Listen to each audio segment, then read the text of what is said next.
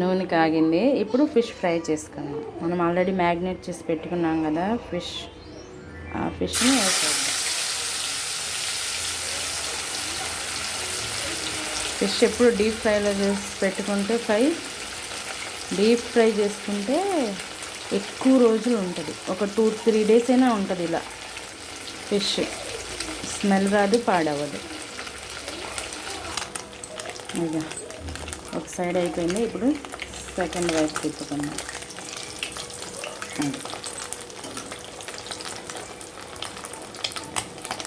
అది ఫ్రై అయిపోయింది, తీసేస్తున్నాను.